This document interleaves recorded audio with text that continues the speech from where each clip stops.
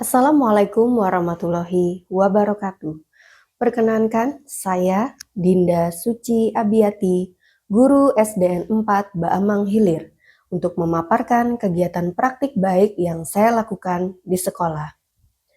Adapun judul kegiatan praktik baik yang saya lakukan di sekolah, yaitu pembelajaran berdiferensiasi model learning station pada materi sistem pencernaan pada manusia.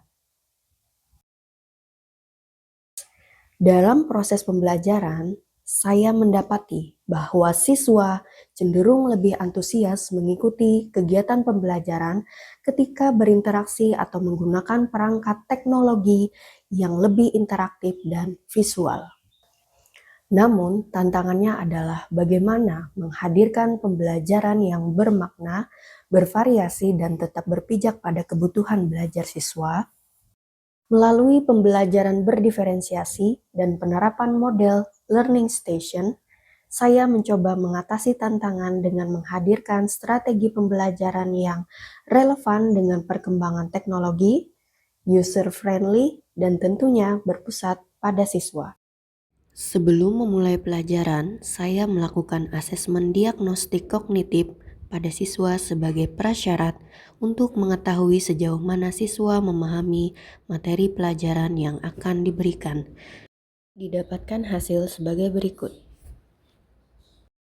Selanjutnya, saya membagi siswa ke dalam 3 kelompok didasarkan pada nilai asesmen diagnostik kognitif yang dilakukan oleh siswa.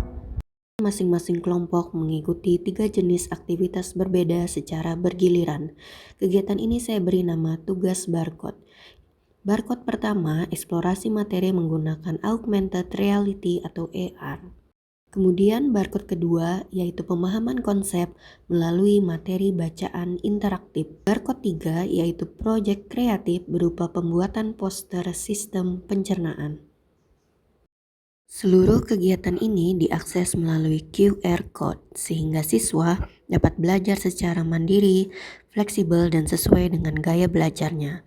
Melalui model ini, saya menerapkan diferensiasi konten yang memungkinkan setiap siswa mengalami proses belajar yang berbeda, namun tetap mengarah pada tujuan yang sama. Setelah semua tugas selesai, setiap kelompok mempresentasikan poster sistem pencernaan di depan kelas. Kelompok lain memberikan tanggapan dan masukan sehingga tercipta diskusi yang aktif dan saling memperkaya pemahaman antar siswa. Langkah selanjutnya yaitu asesmen formatif. Didapatkan hasil belajar siswa sebagai berikut. Dari asesmen formatif dan sumatif yang telah saya lakukan, terlihat adanya peningkatan motivasi belajar siswa, kemandirian dalam memahami konsep, dan tentu saja terjadi peningkatan hasil belajar siswa. Saya juga menerima banyak umpan balik positif dari siswa dan rekan sejawat yang menyatakan bahwa pendekatan ini membuat pelajaran lebih menyenangkan dan mudah dipahami. Pembelajaran tadi sangat menyenangkan hingga melatih kekerjasaamaan bersama teman. Pembelajaran tadi sangat menyenangkan karena kami memakai HP untuk mencari materi-materi yang untuk kita pelajari. Sebagai langkah pembelajaran lanjutan, saya juga membuat aplikasi yang bernama Teman. Teman merupakan akronim dari sistem pencernaan, di mana aplikasi ini dapat diakses secara daring dan melatih kemandirian siswa dalam belajar sistem pencernaan. Teman merupakan multimedia pembelajaran interaktif yang berisi menu, tujuan pembelajaran, materi pembelajaran, kuis, media peraga dalam bentuk augmented reality, proyek, dan refleksi pembelajaran, serta identitas kreator dan referensi pembuatan multimedia pembelajaran interaktif yang dapat diakses dengan QR Code berikut ini.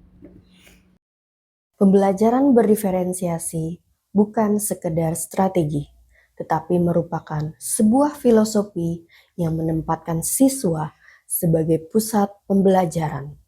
Melalui learning station dan pemanfaatan teknologi, saya memahami bahwa setiap anak bisa berkembang secara optimal jika diberi ruang yang sesuai dengan kebutuhan belajarnya.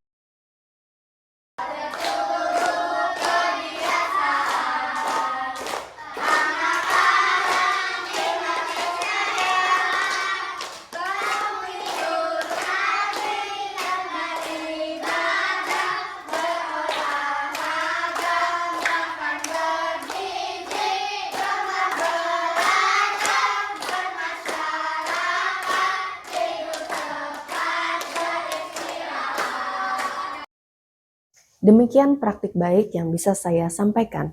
Semoga bisa menjadi inspirasi dan kontribusi kecil untuk mewujudkan pendidikan yang adil dan bermakna bagi semua anak. Assalamualaikum warahmatullahi wabarakatuh.